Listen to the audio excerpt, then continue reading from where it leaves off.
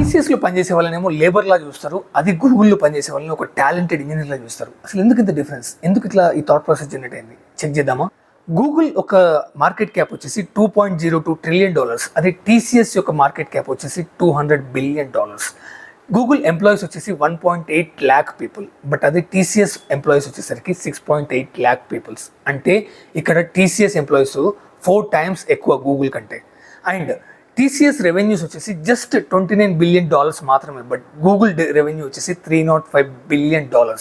అంటే ఇక్కడ మనం ఒక ఎంప్లాయీ టు రెవెన్యూ చూస్తే ఒక ఎంప్లాయీ టీసీఎస్కి తీసుకొచ్చే రెవెన్యూ వచ్చేసి 39 lakh రూపీస్, బట్ అదే గూగుల్ ఎంప్లాయీ తీసుకొచ్చే రెవెన్యూ వచ్చేసి 14 crore రూపీస్. ఇంత డిఫరెన్స్ ఉంది. సో ఇక్కడ మనకు మెయిన్ డిఫరెన్స్ ఏంటంటే టీసీఎస్ పే చేసేది తన ఫ్రెషర్స్కి ఓన్లీ 3.36 lakh మాత్రమే, బట్ అదే గూగుల్ వచ్చేసి అరౌండ్ 16 to 25 lakhs పే చేస్తుంది. ఇక్కడ Google will focus on only quality and TCS focus on quantity.